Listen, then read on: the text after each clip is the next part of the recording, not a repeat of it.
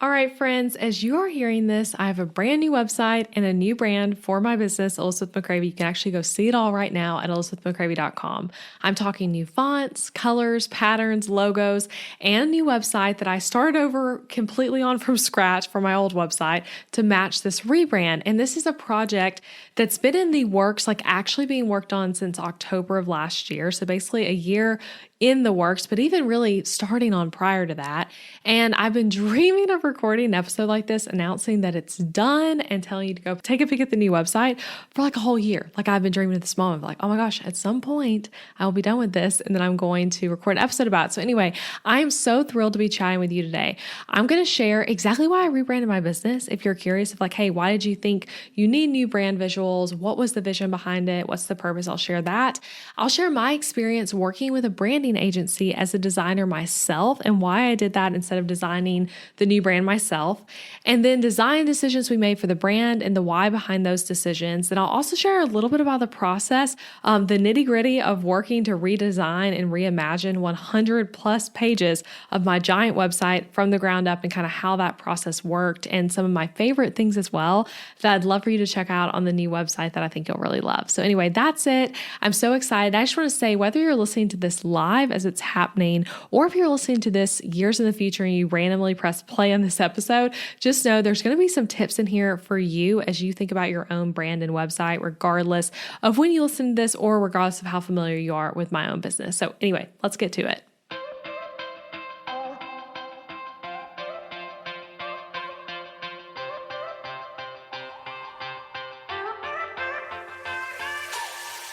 Hey guys, I'm Elizabeth McCravy, an online educator for entrepreneurs, website designer, wife, boy mom, and your host for the Breakthrough Brand podcast, the show that's all about pulling back the curtain on how to actually build a successful business. I don't skim the surface around here. If you want to dive deep into the nitty-gritty details of what it takes to run a sustainable business that fits your unique lifestyle while standing out in a crowd, then you are in the right place. I created a multiple six-figure a year business in my early 20s, and now in my 30s, I'm still running that successful multiple six-figure a year business on just part-time hours now as a working mom.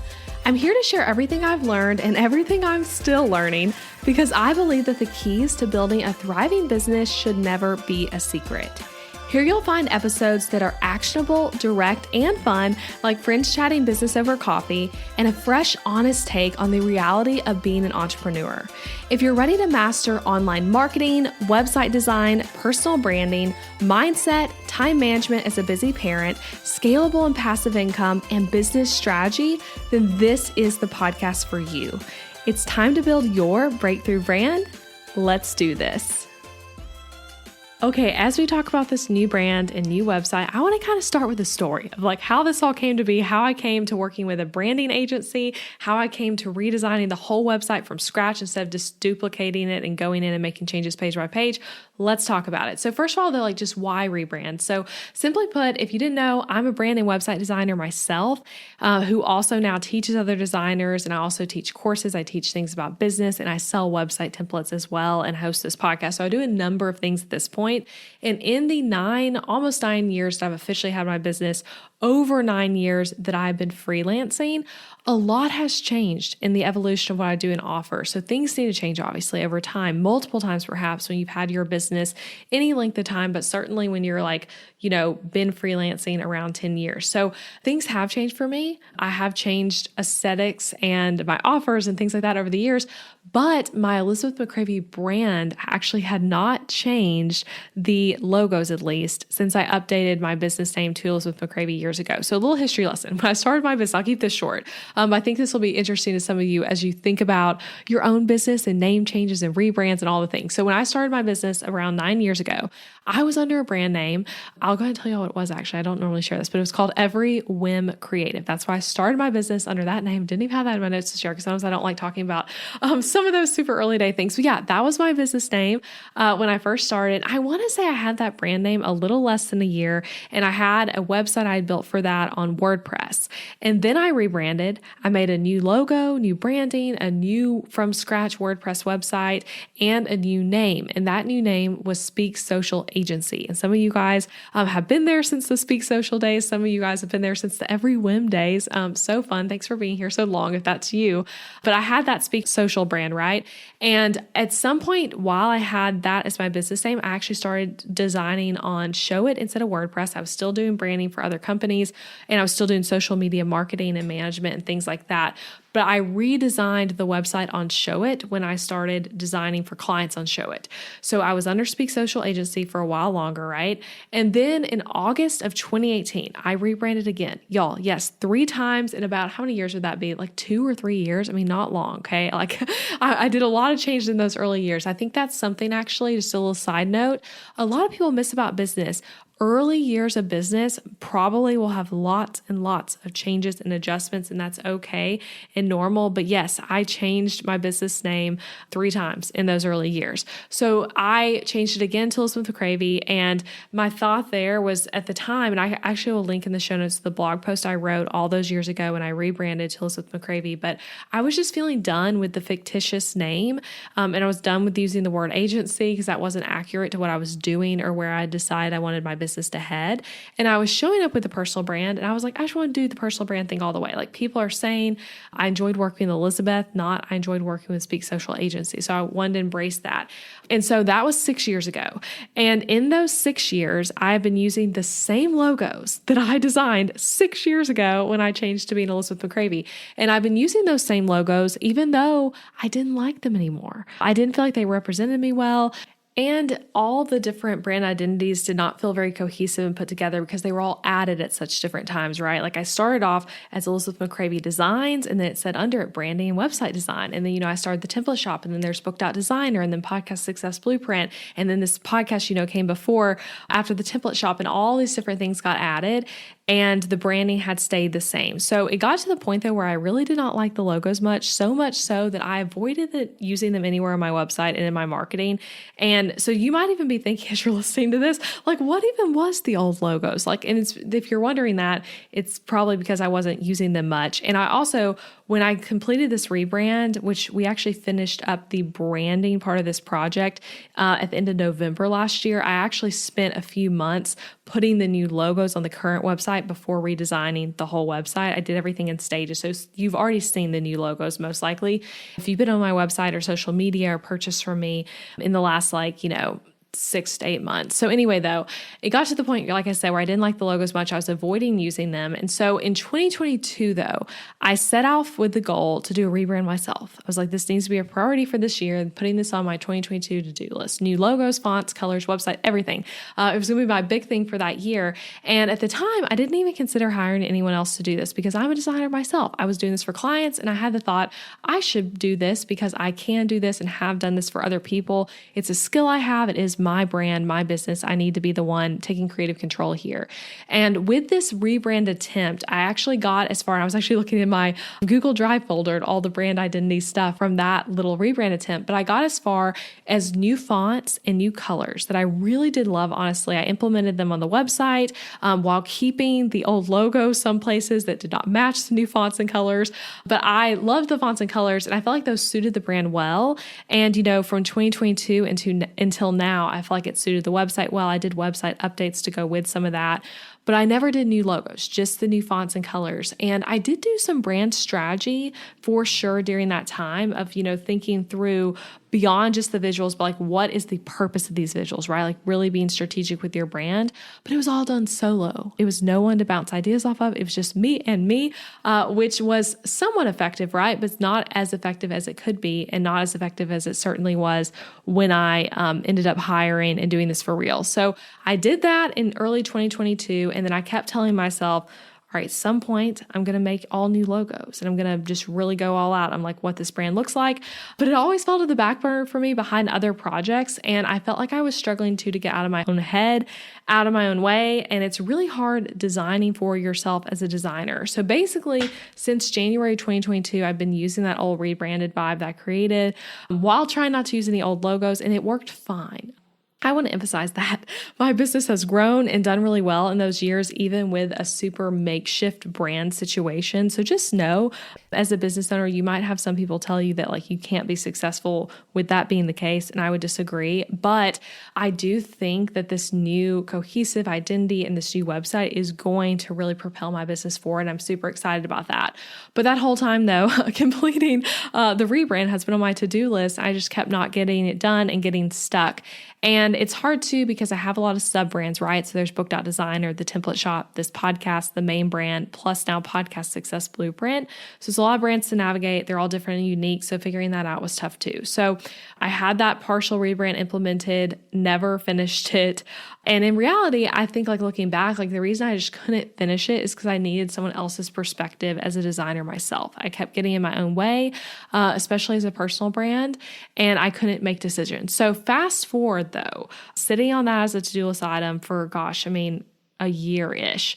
In January of last year, so 2023, I had done at the end of the year prior, so in 2022, I did a power hour call with Veronica Romney, okay? She's not a designer. She's a team building expert. She's a podcast host herself. And I had booked this basically like a consulting call with her. She's absolutely wonderful. I actually have been chatting with her about coming on this podcast soon. So you guys might get to meet her on this show if you don't already know her.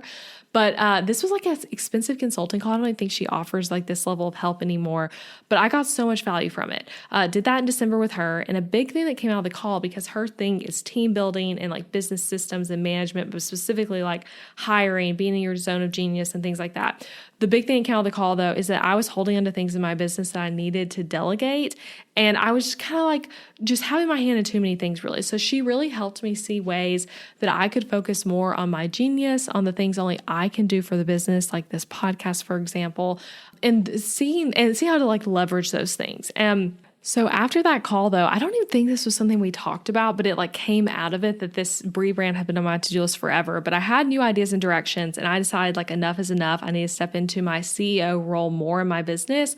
And that meant hiring a brand designer to do the rebrand while I did the website after. And if I was really taking Veronica's advice from that call, it probably would have been that you hire someone to do both of those things actually, and that I did neither. That would have maybe been the smarter like CEO position to take. But honestly, websites are so my passion, y'all. Like I love web design. If you bought a template from me or been a client of mine, I hope you've like seen that from working with me, because I truly just love it. And I felt confident that I could take a brand that was designed by another designer that I got to have feedback during and help with the strategy of. I knew that I had that I could implement to a new website for myself and that it would be fun. And so regardless of if it was a good use of time or not, I knew I'm going to love this process because I love designing websites, and it would be fun for me. And business is supposed to be fun. And that's something, just a little side tip here, but so often as we grow our businesses, it can be easy to end up overcomplicating things and delegating too much to where you don't even like what you're doing anymore, right? Like you started your business because you love designing and now you don't ever get to design. Just to use that as an example. And I'm like, that's not going to be my situation.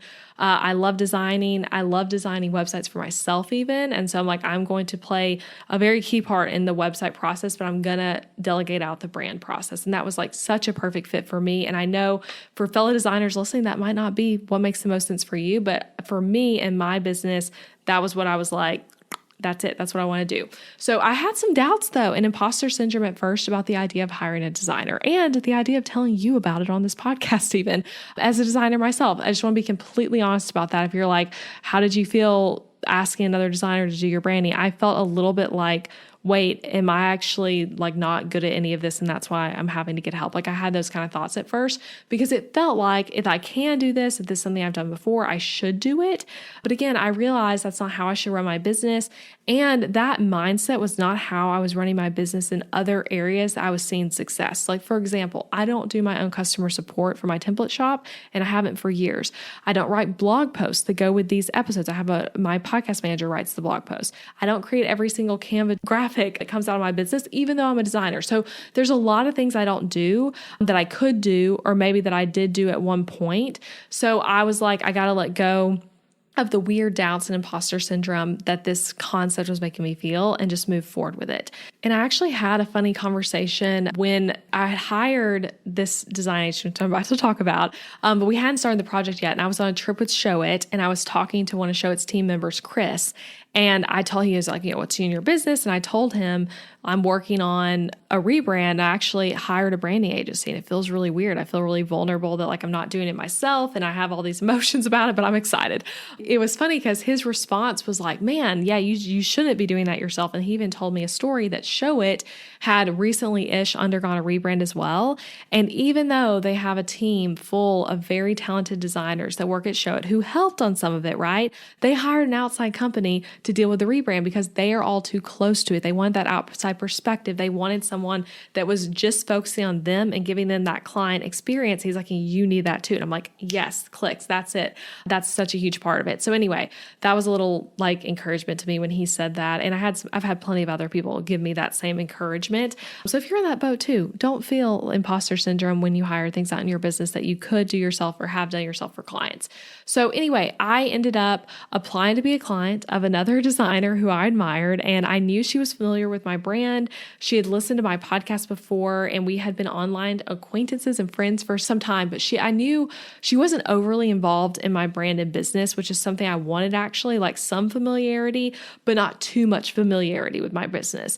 And the company I hired is Simber Studio, and I worked with Kelsey, who is the owner of Simber Studio, and I would love to have her on the podcast. We've talked about it, to come on here and talk about branding at some point, and like maybe even some of the strategies behind this rebrand, just things, just so much to offer when it comes to talking about design. But I reached out to her on her contact form, and we had a discovery call, and she had never worked with another designer before, but she was game for it. And I promised that I would trust her with the process and let her be the design lead and would not overstep anything. And I would operate like a client, even as someone who's also a designer, which I think all went really smoothly and was actually really easy for me to do. I did not feel any tension working with her of like, oh, I want to step in and like do this myself. The only thing was like with the podcast art, I did end up like stepping in and asking for like the editable file and like working with it myself, but that's about it. Everything else, I really just let her take the reins on.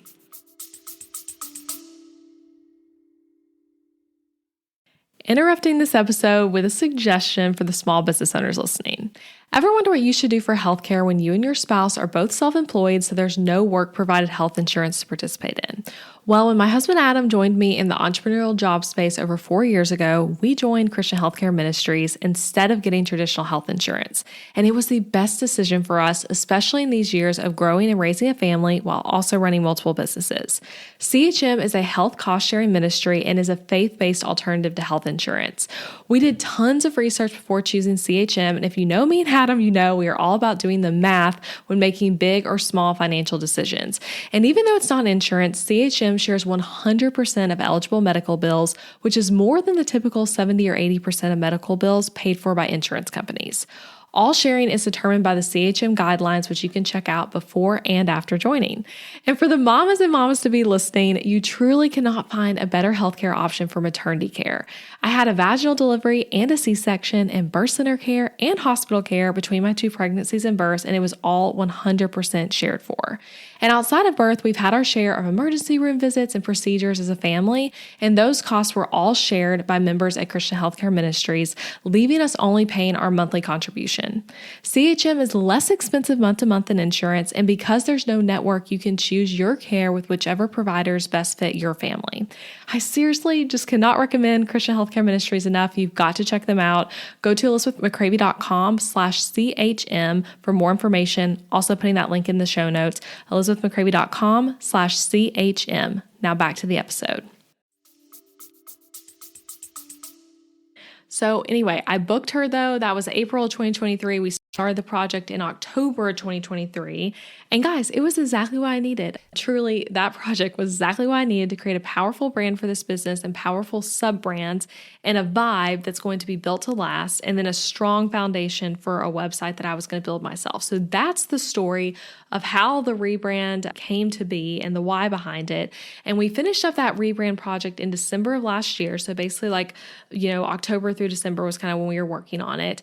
And of course, at that point in December, Ethan was born March 5th. That's my second baby. So I was like close on having a baby, and December's the time you're kind of taking off anyway for the holidays. And I really just had like January and February before my maternity leave was starting. And in those months, I did start on the new website, but I struggled to really get going on it much because I was like so in the I got to prep all these things for my maternity leave. I was also in the process of that time of creating Podcast Success Blueprint while this rebrand was happening. So it was like, there's just a lot of moving parts. And, I'm pregnant, trying to get ready to add another baby to the family. It's like, I needed to focus on that more. So I did work on some. I got it all set up and show it prior to my maternity leave, like all the design settings and all of that on the new website, and had started on the homepage and some of the menu stuff. But I really got going on it ultimately a little while after my maternity leave was over. And another thing that I did differently than what is common advice, and I would record an episode about this another time if this is interesting to anyone, but I implemented this finished branding on my current website first, which again, I know is not necessarily the best way to do things, but I knew with the size of my website and the size of there's all these freebies, there's the courses in Kajabi, there's all the sales pages, all the 100 pages in Show It, email signatures, so many things that I needed to update it in pieces. So I started by making this giant list of where are all the places that the current branding exists, what's the priorities in the order of things should be updated. And I prioritized updating things based on how challenging the update was going to be and how much bang for its buck it would be to go ahead and get it done, and the priority as well. So actually, before I went on maternity leave, I had updated the logos everywhere on the website. So any of those old logos I didn't like got taken off the website, new logos were replaced. I updated all my checkout pages for all my products and all the receipts and invoices for all the products as well. So again, if you bought, Booked Out Designer during this time span, you saw the new Booked Out Designer logo. I also updated it in Dubsado for invoices and things like that. I updated all of our team email signatures to be the new brand. And then I updated things for students. That was an early thing I did. So redesigning inside Kajabi, everything so that it looked like the new brand for Booked Out Designer and Podcast Success Blueprint, and the template course as well. And then while I was on maternity leave, a designer on my team, she actually redesigned all the freebies to be the new look. So those were just some of the many things. I know I'm forgetting so many other things. I mean, there's even affiliate graphics for people who are affiliates of my products. That's something we just finished updating right before relaunching the site. But there's so many different things that I kind of just went in priority of okay, what's most important? What can wait? Another thing was in ConvertKit, making all new branded email templates. I did that earlier on. I ended up deciding to roll out the podcast artwork and rebrand early. So some of you may have noticed that about a month ago, the Breakthrough brand got new artwork and got a new logo and all that. And that was also part of this rebrand. But I was I'm going to roll that out first. I made the decision to do things a bit more sporadically, whereas what probably would have the most impact as a business would be to do it boom all at once. But instead, if you followed me on Instagram for a while, you've definitely seen the new logos, me sharing them on stories with story graphics and things like that got updated. And then the website was the big undertaking that I was doing last, and doing completely from scratch. So some of that was updated again before my leave and some wasn't. And then post leave, I got started on the website. That was when I thought about, okay, what do I want my big projects to be coming back from maternity leave? This was the big one. I was I've been sitting on this too long. I feel I just really need a push, and then I can get going on it, because it can feel really hard to get started on something of this scale. And when you hear about the process of the website, you'll see what I mean, but it felt really hard to get started. But then I got some momentum going. It was boom, here it is. And now here I am recording this episode telling you that this thing that's been like a year in the making is here and ready. Let me talk a little bit more though about the brand, and then I'm going to share with you some more things about the website and that whole process. So about the brand, okay? Again, you may have already seen this, you may have not. Go browse around my website to see it fully in action, because seeing it on the old website, just like seeing the new logo here and there, was not seeing the full brand. The full brand is all that working together. But anyway, I really love it all, and I hope you do as well. And Kelsey was just so great to work with. It was truly like just a fun project. I love when I hire contractors in my business and get to like see how other people run their business and work with them and get to be a client myself. It's really fun. So something in particular that I thought was fun. So Kelsey's process is that, at least her process with me, was that she ended up presenting two brands that were similar. They had the same color palette and some similar elements, but the logos themselves for my main Elizabeth McCravy brand were completely different. And so we actually did the brand presentation in person, which was really cool because, I live in Nashville and she lives in Alabama, fairly close by, not a huge drive. And she was coming here for their team retreat actually. And then she asked me like, hey, I'm going to be here for my team retreat. Would you want to meet at a coffee shop and like do the brand presentation in person? I was like, yes, that would be so fun. And I don't know actually I do know how it felt for her, but I know for me, it felt like nerve-wracking doing that in person, right? Versus like, getting an email that I look at the logos on my own time, but like literally being with her explaining the vision and showing me everything. And for something so personal as like my personal brand that I've now, as a designer, hired and gotten help with from someone else, it felt like, oh my gosh, this is huge. I was so excited leading up to that lunch coffee with Kelsey. And of course, we hung out for a long time and talked business, talked the shop and other things for a long time, and about life and motherhood. We're both double boy moms. And that was just really fun though. And I remember when she showed me the two brands, what ultimately happened, which was pretty cool. There were things I loved from both of them and things I didn't like in both of them. So the ultimate brand we ended up going with was like a combination of both things she presented to me, even down to like some of the submarks. It was like, oh, this submark I really like from this one, but not from that one. So like, let's figure out how we can make this one incorporate into this one. That was really cool. I just loved that whole process in the meeting in person, the brand presentation, all that. So the brand words though, that we went with to describe the new brand identity, I want to share them with you. This is straight from my branding style guide, but here are the words: bright, friendly, authentic, inspiration, supportive, powerhouse. And I really love those words. And I hope as someone, maybe if you're a listener who's been around my brand a while, that maybe those words resonate and feel accurate. A lot of them are actually words that I've gotten from podcast listeners and other customers who have filled out my end of the year survey. Like that was something I gave to Kelsey all the results from as part of this rebrand. I gave her like as much stuff as possible to help her like see the vibes, see how people perceive the business, see what directions I want the business to go and all that.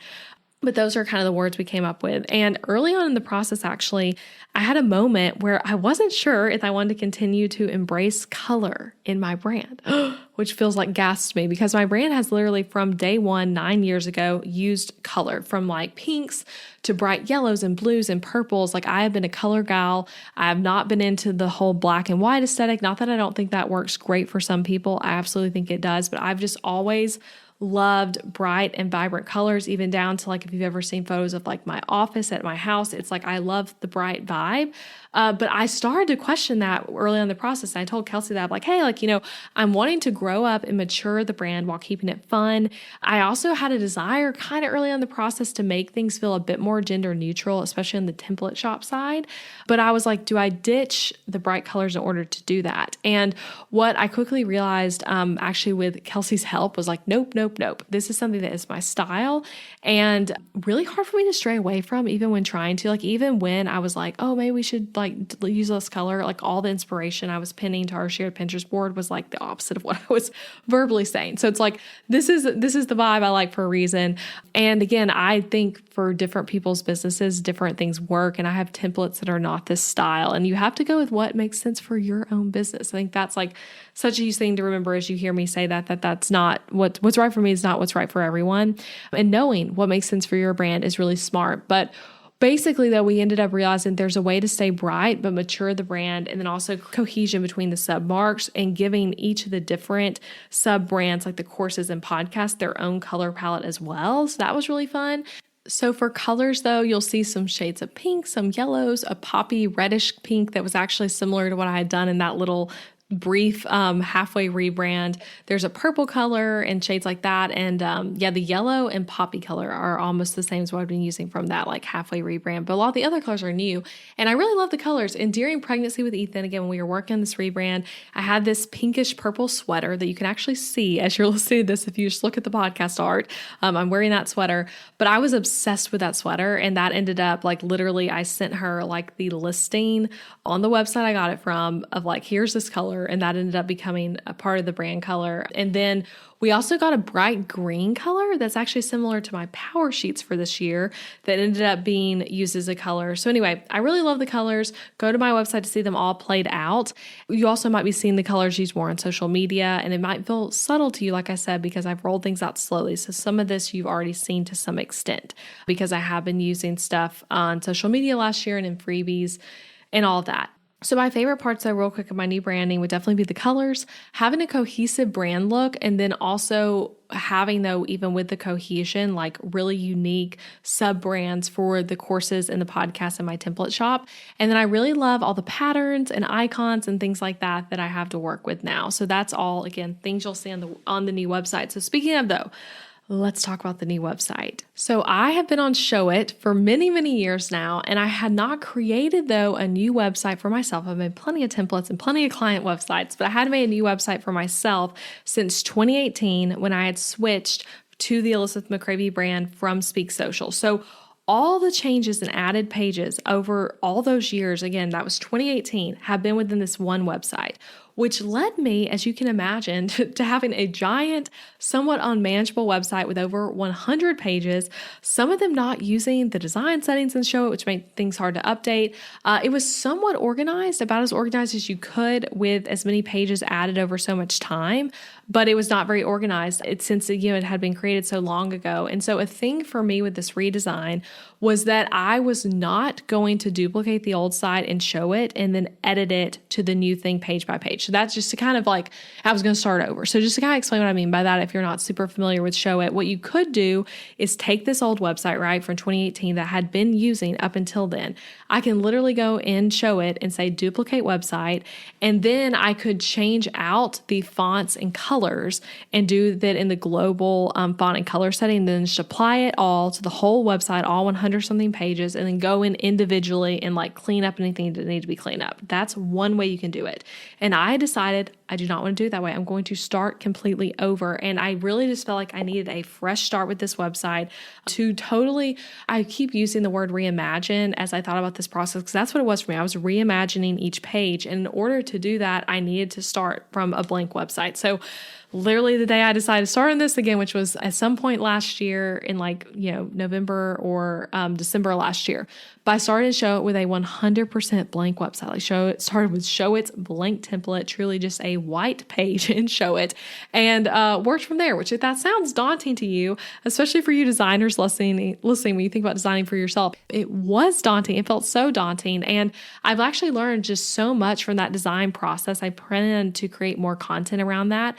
The episodes in this podcast thinking about you guys who are template customers, of like just that feeling of designing for yourself, whether it's like what I did of designing from scratch or customizing a template. I just feel like I have a lot more thoughts, having done this process myself, that I can help you guys overcome challenges in the customization process better. And also for you guys as designers, when you think about designing for yourself or for clients, because design's hard, and staying organized and motivated and getting started on a new website can be really hard too. So anyway, I started with that blank design last year in Showit, and I did make some progress on it before Ethan was born. Like I said, I got everything set up in Showit with the brand colors. I started on the homepage and I started on the site menus, but then I halted at baby time and had to pick up after, which picking up after, it felt like, wait, what was I even doing? And I actually ended up feeling like I don't even like anything I had done. Kind of threw some of what I had started on away. Obviously not the branding, but some of what I had done on the homepage. I was like, I don't even like this. I'm starting over. So I picked up the project though for real in June of this year, June of 2024. And now we are launching here at the end of August. So that's moving fast, right? Like once I got the momentum and the system set up, which systems was such a huge part of this for me, it moved quicker. Also having help was really helpful, as it sounds like it obviously would be. So at first I was doing it all completely alone, knowing I would probably get some help, but generally was going to just do it all alone because of my vision to reimagine every single page, right? But then what I realized as I had started really, working on it and getting that momentum going in June was that I really only needed to completely reimagine things like obviously the global settings, like the menus and the footer and things like that, but then also older pages and big and important pages. So examples of that would be like the home page. Like I wanted to start on that completely from scratch. And then older important pages like the resource page, the about page. I hadn't had a solid about page in years. The blog, which is just such a huge thing I wanted to update. But then there were some pages like the 30-ish landing pages I have for different freebies. I did not have to reinvent the wheel on those myself. And actually for most of those freebies, what I had recently designed, in the last year on that current website would work. It just needed to be brought into the new brand fonts and colors. So that was a time that I was like, okay, this is something I could use help on and I'm going to get help on it. So my team member, Stacy, helped me with those pages. And y'all, she is just, I know she'll probably listen to this episode, but she's one of my favorite business people ever. I literally just adore her. I've worked with her for years and years and years. And she was a huge blessing in this project. Basically what we would do is I had a whole system set up in ClickUp, which I'm going to talk about on next week's episode when I talk about things I learned to help you in your business when it comes to redesigning a website or designing something from scratch. But we had a whole system in ClickUp, and I would assign her a page from the new site and give her some direction, sometimes even a Loom video to go with it. We never once met over Zoom though to talk about this project. It was all Loom or written communication. But then she would rework that page into the new website by bringing that page in to show it from the old website and then editing it. So those pages that she did that for were not done completely from scratch, right? But then some pages like my about page, home page, all the blog pages, podcast page, things like that, I didn't even bother bringing in stuff from the old website. But for those pages that she was working on, she brought a lot of stuff in. So yeah, anyway, she's amazing though. Such good attention to detail on the project. That was something I always was telling her of thank you for paying attention to this and really being thoughtful with it. But she does customer support for my business. So if you've ever emailed me, you've likely emailed with her too. You'll see her name, Stacy, in the email signature. And her business is to give a shout out to her if you ever want to reach out to her for show it update type things. Her business is called Coffee and Flow Creative, and you can tell her I sent you. But yeah, she's wonderful, and I could not have done it without her in general, but also could not have done it as quickly. We started this in June. I think the first time I signed something to Stacy, I was actually looking at this inside ClickUp. I think it was June 19th. I gave her a big overview video to start and went over the branding with her in a video and the vision there and things like that. But yeah, and we made so much progress so fast, and I could not do that without having help from a team. So now though, to kind of close this out, I want to share some different design decision things and some favorite pages and big updates that I think you'll notice, and also some updates that you probably won't notice, but that I notice and make my life much more pleasant as someone who manages this big website. So let's talk through those different things. So first of all, some new pages and big updates you'll notice. So now I have an about page for myself. So a crazy thing, I have not had an about page that was linked anywhere for 2 or 3 years. It might be closer to 2 years, but for a while, because the about page started just feel so out of date. And then I kept again anticipating rebranding and redoing my whole website, but never doing it, that I just never did anything with the about page. It just kept being oh yeah, I'm going to work on that at some point. Never did. And so I just took it off my website. And now that was actually one of the first pages I did start to finish in this rebrand. I did that one completely just on my own, and I love it. And I had worked with new copy that feels really accurate to how I would describe myself and my business and my products. So anyway, that's definitely a page to go check out. That was really fun for me to design, and one of the early ones I did in this rebrand. And now another thing I have that I really love that you'll notice is a freebies only page. ElizabethMcCravy.com/freebies will get you there. But that's a page with only different lead magnets from my business all on one page. Previously, I had the freebies and the resource page just all combined, which is great in that my new resource page is also like that. All the freebies are on it too. But I like having a page with just the freebies. So if you're ever feeling hey, I really want to get on Elizabeth's email list, but you're not sure which place to start, that's something I can send people to. Go to ElizabethMcCravy.com/freebies and opt in for something, Related to that, there's a totally updated resources page. That's one I literally reimagined so much. I feel like I spent about 1,000 hours on that page, honestly. Like that's a page that took me so much time. And when you look at it, you'll see because it's super, super long. There's lots of different links throughout. There's lots of different copy, but it's basically me sharing with you mainly companies I'm an affiliate for, but some that I'm not, but different just companies I recommend to help you with your business, from software companies to products like planners to things like Showit and Dubsado and Flowdesk and companies you hear me talk about on this podcast. All my different deals for those various companies are all on this one page. It's organized really well. And when you go on this page yourself, just as you look at it, you'll kind of see some of the intentionality, but there's like a sub menu for the page that's only at the top where you can kind of scroll between different parts. There's a lot of different colors and patterns used to differentiate the different types of freebies, but it just took a lot of time, right? Like I put it all in a document to start of like trying to organize, like, okay, what are all the different products I want to recommend? How do I best categorize these? What do I want to say about them?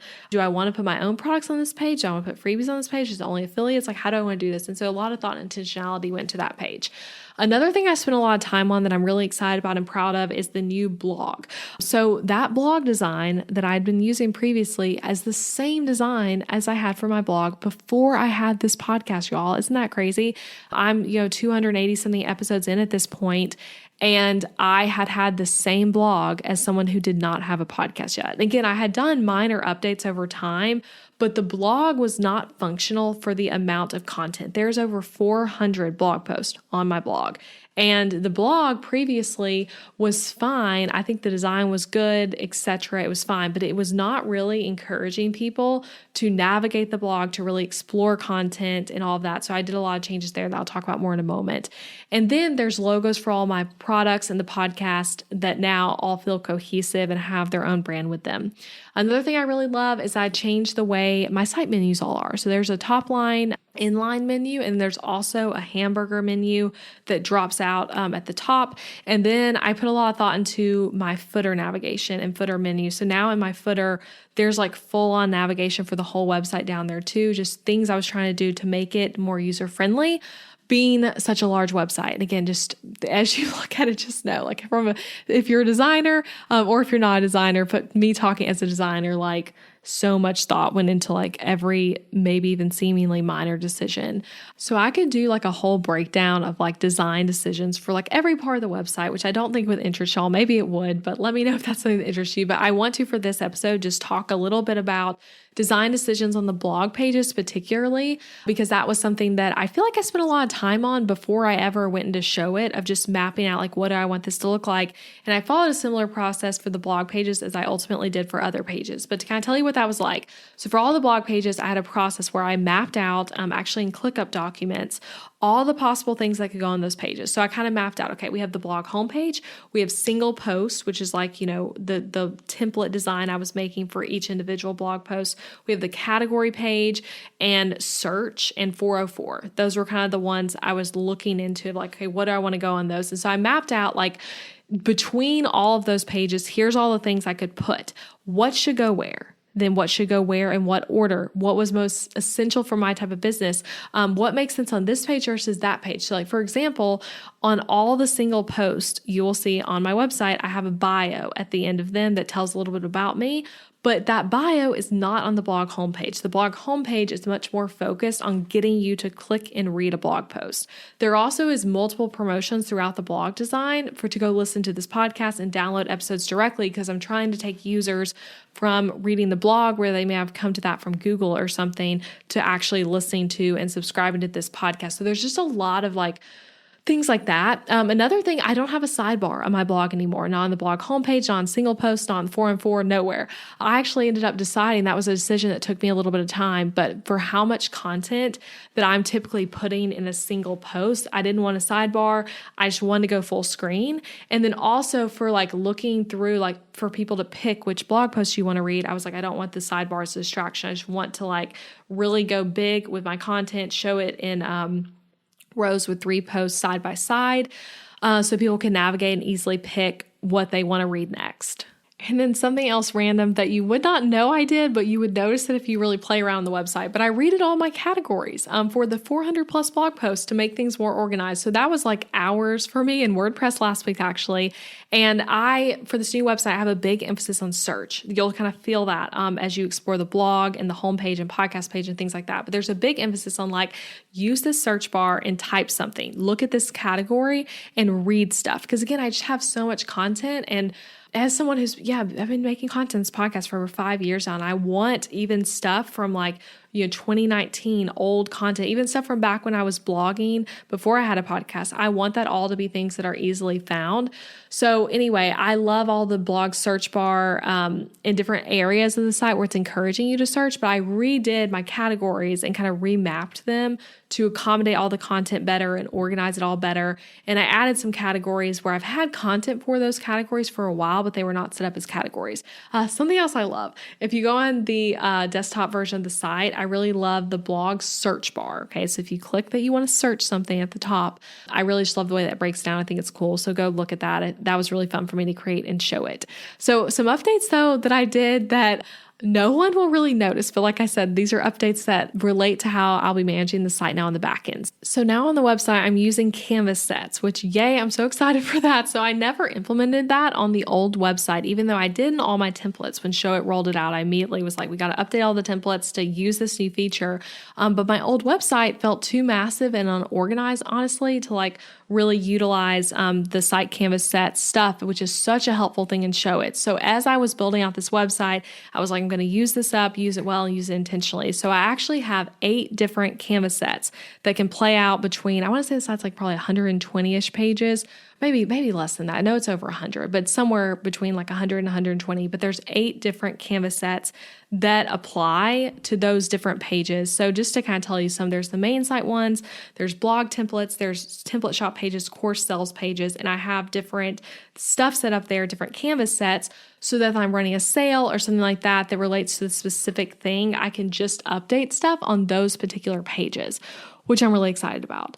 All of my pages too are sorted on the sidebar into groups, which I already had it that way. So it was previously I had all the template shop page together, all the course sales page, all the freebies together and things like that. So I'm still doing that. But now within the groups, everything is alphabetically organized, which is amazing. So under template shop items, all the templates are together alphabetically. So the Alice template is first, and then all the freebies are together alphabetically. So it makes it really easy to find pages when it's time to do an update or grab a link or whatever it is. And something else that you'll notice on the website maybe that is out there just for everyone to see, but I'm going to tell you to notice it, I guess. There's no more EM shop or M shop, however you want to say it. I used to refer to my template shop as M shop. EM shop is how I spell it, short for Elizabeth McCravy. And over a year ago now, maybe even closer to 2 years ago, I decided I wanted to ditch that and I just wanted to be Elizabeth McCravy shop, Elizabeth McCravy templates, and just ditch that because it was confusing. It wasn't great for SEO.